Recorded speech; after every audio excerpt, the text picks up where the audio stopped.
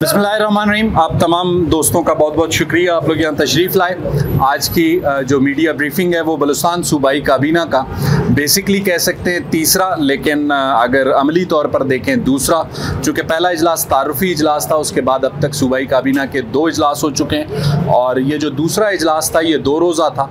गुज़िश्ता रोज़ भी तकरीबन 5 से 6 घंटे जारी रहा और आज भी 2 से 3 घंटे जारी रहा। इसमें तकरीबन 30 के करीब लगभग ऐसे एजेंडा पॉइंट्स थे जिन पर काबीना ने चीफ मिनिस्टर बलूचिस्तान मीर सरफराज बुगटी की सरबराही में अपनी डेलिब्रेशंस की और इस काबीना के इजलास में जो मफाद आमा के फ़ैसले थे वो लिए गए। 30 से 40 एजेंडा पॉइंट्स पर डिस्कशंस की गई, लेकिन जो मेन पॉइंटर्स थे वो एजुकेशन और हेल्थ सेक्टर्स के थे और गुड गवर्नेंस के हवाले से थे, जिन पर फैसलों की कोशिश की गई।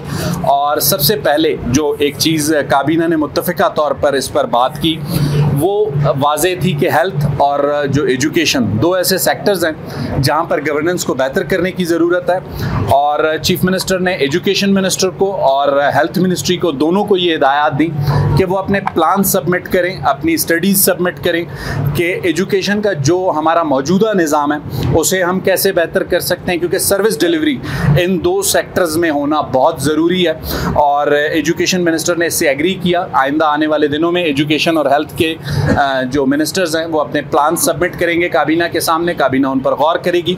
उसके अलावा जो है बलूचिस्तान काबीना ने कम उम्री की जो शादी का मामला है उसके रोकथाम के बिल की 2024 की मंजूरी दी।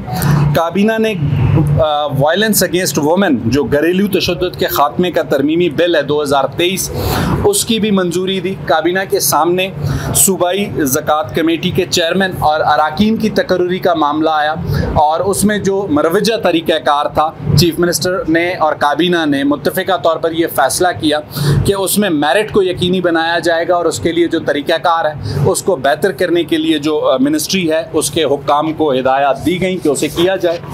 उसके अलावा एक बहुत अहम मसला फ़ेडरल लेवीज़ का डिस्कस हुआ सूबाई काबीना में। फ़ेडरल लेवीज़ चूँकि एक ज़माने में हमारे ख़ासकर कुछ ऐसे अज़ला जहाँ पर प्रोविंशियल लेवीज़ के साथ साथ फ़ेडरल लेवीज़ भी सर्विसेज देती थी, लेकिन चंद साल कब फ़ेडरल लेवीज़ को भी प्रोविंशियल लेवीज़ के सुपुर्द किया गया और फ़ेडरल गवर्नमेंट ने इब्तदा में उनकी कोई 2 साल की तनख्वाहें देने की यकीनदहानी करवाई और उसके बाद ये मामला ज़रा पेंडिंग था।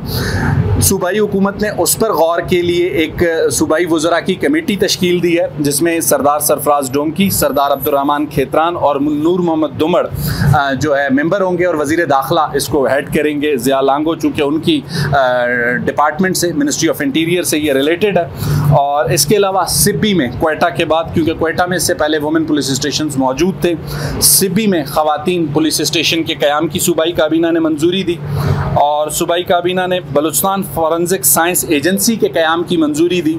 और काबीना के सामने ये मसला भी आया कि फॉरेंसिक जो एजेंसी कायम की जा रही है उसके लिए जो लैब बनाई जा रही थी उसकी बिल्डिंग में कुछ ऐसे नकाइस या नुक्स सामने आए हैं जिन्हें दूर करने की ज़रूरत है। टेक्निकली उस पर्पज़ के लिए बनाई गई बिल्डिंग वो नहीं लगती। वज़ीर आला ने ये हिदायत दी हैं चीफ सेक्रेटरी को कि वो ये देखें कि कौन इस कोताही का ज़िम्मेदार है, क्योंकि सज़ा और जज़ा का जो निज़ाम है वो जब तक हम राइज नहीं करेंगे गुड गवर्नेंस मुमकिन नहीं है। लेकिन चीफ सेक्रेटरी ने यह भी इजलास को बताया कि उस बिल्डिंग में कुछ तरामीम करके, कुछ बेहतरी करके उसे इस्तेमाल में लाया जा सकता है और उस पर वर्किंग जारी है। लेकिन ये वाज़ेह हिदायत थी चीफ मिनिस्टर की कि इस चीज़ का तयन होना ज़रूरी है कि कौन इस गलत तामीर का ज़िम्मेदार है।